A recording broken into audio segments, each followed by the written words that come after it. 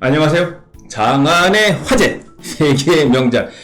드디어 우리 의잼 TV가 구독자 수를 오늘 방송 기준 1,500명을 돌파하고요. 각 구독자 수가 회당 300개 또는 지금 36만 뷰를 넘어가는 그런 방송들이 나오기 시작을 했습니다. 다 이 방송을 이렇게 애독해 주시는 우리 구독자분들 덕분이고요. 다시 한번 감사의 말씀을 드리겠습니다. 일주일 사이에 구독자가 1,000분이 늘었으니 그 얼마나 참 대단한 일입니까? 그래서 더욱더 짧지만 재밌고 유익하게 이 방송을 준비할 수 있도록 최선을 다하겠습니다. 오늘은 기침에 대해서 잠깐 설명을 드리려고 그러는데요.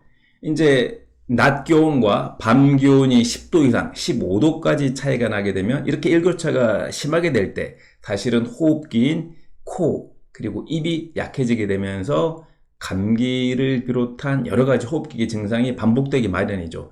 특히 만성 기침을 가지고 계셨던 분들은 이 시기에 만성 기침이 악화되게 되는데요. 오늘은 이 만성 기침을 해결할 수 있는 간단한 팁 몇 가지를 알려드리고자 합니다.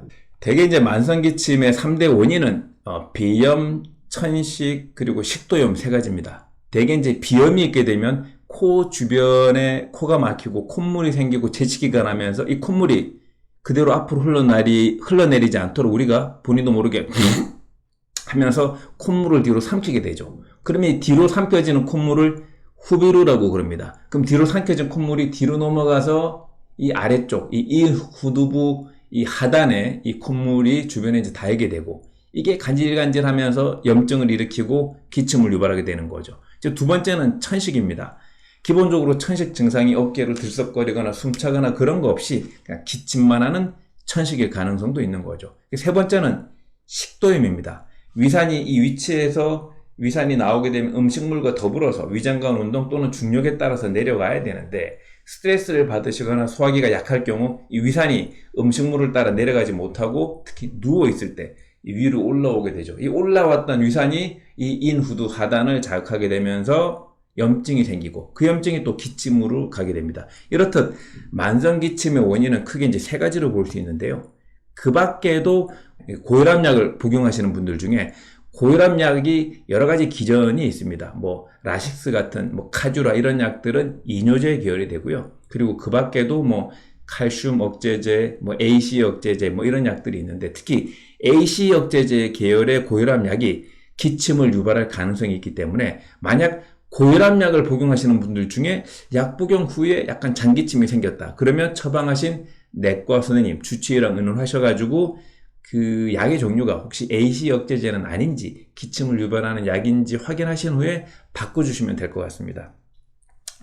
그 밖에도 일반적으로는 소화가 잘 안 되시는 분들은 한약이든 양약이든 소화제를 잘 드시고 식사량을 조절하시거나 규칙적으로 드셔서 위산 분비량 조절이 가능하시면 또 기침이 멈추는 경우들도 있겠죠.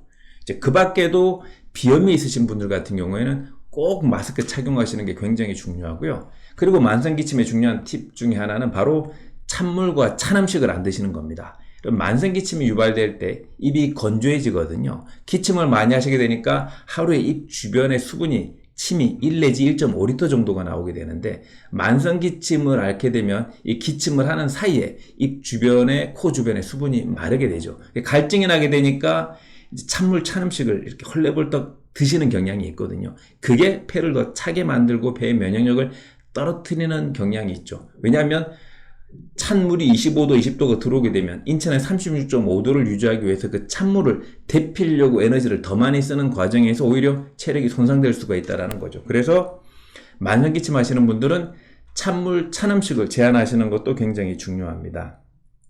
그리고 일반적으로는 만성기침이 있을 때 도움이 되는 음식 중 두 가지는 바로 조청과 도라지청입니다. 조청은 아시다시피 식혜 만들기 전 단계가 이제 조청이죠. 그걸 가지고 졸여 놓으면 조청이고요. 그래서 이미 만들어진 조청을 이용하시는 것도 좋고 또 직접 만들어 보시는 것도 도움이 됩니다. 이제 두 번째는 이미 만들어진 조청이나 또는 조청 만드는 과정에서 도라지를 이용해서 도라지 조청을 만드는 방식이 있는 건데요.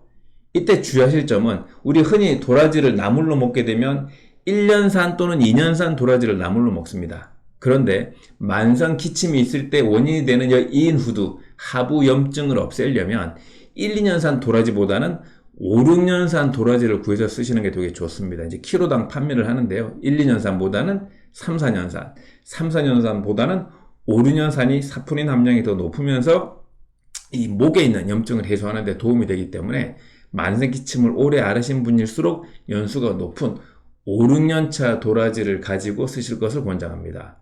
그런데 이 연수가 많을수록 도라지 특유의 그 아린 맛이 독으로 작용을 하거든요. 그래서 이 도라지를 쓰실 때는 살짝 데쳐서 아린 맛을 줄이고 이 도라지를 다양한 방식으로 조리해서 드시면 좋고요. 앞에 말씀드렸듯이 기존 조청에다가 이 아린 맛을 살짝 뺀 도라지를 푹 2시간 정도 달여가지고 조청과 섞어서 또 한 2-3시간 졸여가지고 도라지 조청, 도라지 청으로 드시는 것도 도움이 되겠습니다.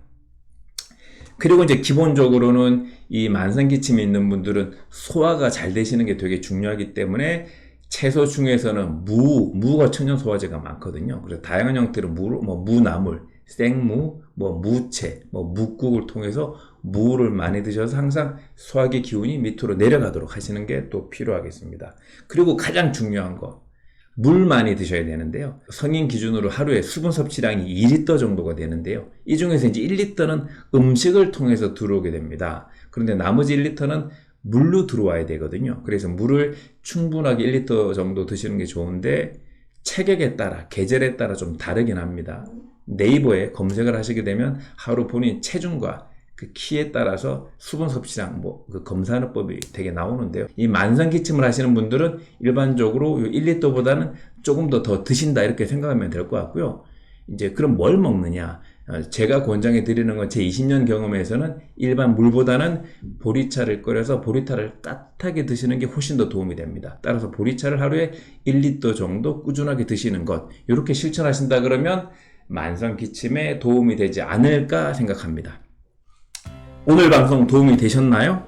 도움이 되셨다면 좋아요, 구독 부탁드리도록 하겠습니다. 구독자 5,000명 될 때까지 우리 의잼TV 더 노력하도록 하겠습니다. 감사합니다.